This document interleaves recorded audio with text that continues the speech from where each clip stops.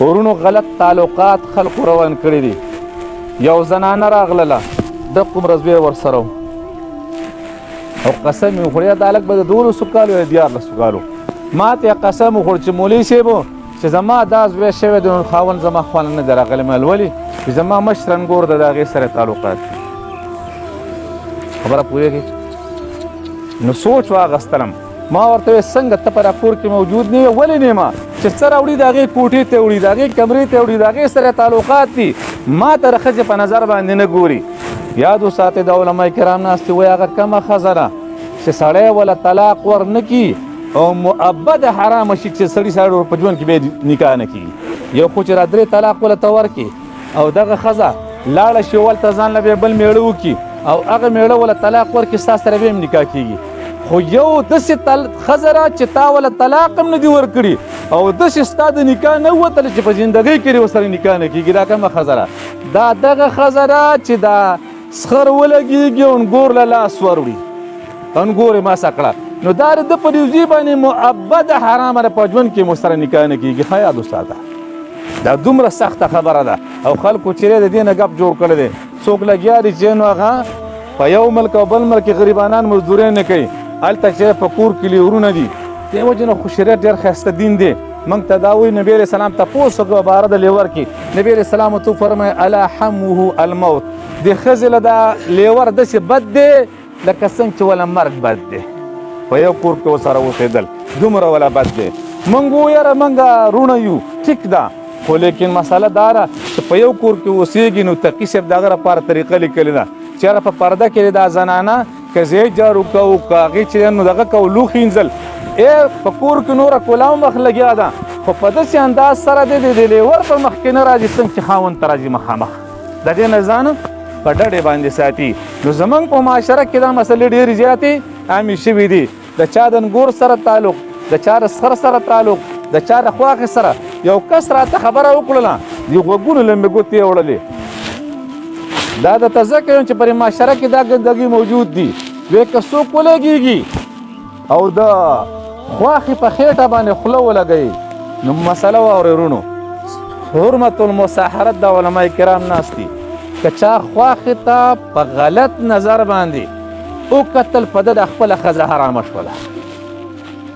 خبره باندې پوهېږي. او ډېر خلک داسې ولګېږي چې د چا سره تعلقات دي هغه ښځه بیا ولګېږي ده له لور ورکړي. څه وکړي؟ ده له لور ورکړي. نو یاد ساته چې ستا خپله ښځه په حلاله نکاح اخیستې او تا خواښې ته په غلط نظر وکتل دا خپله ښځه را باندې مؤبده حرامه شوه. څه چلو شو؟ همیشه را باندې حرامه شوه. دې ته حرمت المساحرت وایي. لہذا دا مسلې په معاشره کې عامې دي. احتیاط وکئ احتیاط وکئ احتیاط وکئ.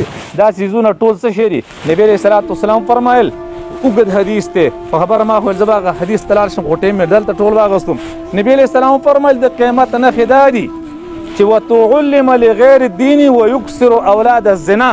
نبي علیه السلام فرمایل چې یو به خلک تعلیم د دین دپاره نه کوي د بېدینۍ دپاره به یا به د دنیا دپاره وتعلم لغیر الدین. د دین دپاره به خلک تعلیم نه زده کوي بلکې د دنیا دپاره به موږ او تاسو چې نن وګوره بل مې په هغه اوچت سر کې دا مسله وکړله چې موږ او تاسو سار وګورو د سکولونو ته جینکۍ هلکان ډېر رواني که مدرسې ته ډېر رواني سکولونو او کالجونو ته هلکان او جینکۍ دا د څه لپاره وتعلم لغیر دین د دین دپاره نه دي که نه.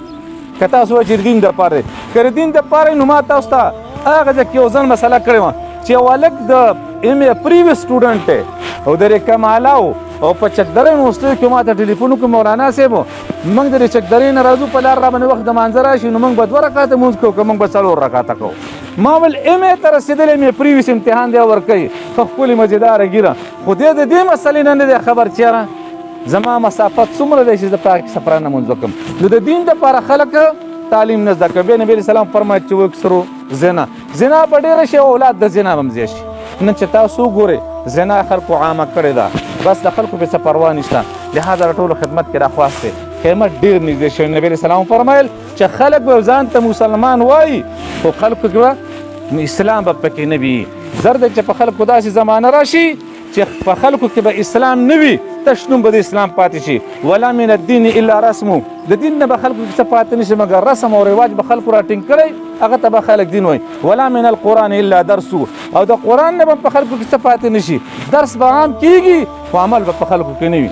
یعمرون مساجدهم وهي خراب عن ذکر الله، خلک به ښایسته ښایسته جوماتونه جوړوي خو عبادت به پکې نه کېږي، منګوزار به پکې ډېر کم وي. تاسو ته اوس ګورئ هر ځای ته چې ورشي نو ښایسته ښایسته جوماتونه، یوازې ردي و دا نه، زما جومات ته راشه بل ته راشه بل ته راشه، خو سب خلک پکې نه پوره کېږي. یعمرون مساجدهم وهي خراب عن ذکر الله، د الله د ذکر نه بسې دا به ورانه ویجاړ وي. لهذا د قیامت نښې دي او قیامت ډېر نږدې شوی دی چې الله تعالی ته توبه وباسو. الله تعالی دې موږ او تاسو له په دې عمل کولو توفیق راکړي. واخر دعوانا ان الحمد لله رب العالمین. دعا وکړو عبدالجلاله من چې کوم سوال اوس موږ ورته عمل کولو توفیق راکړي.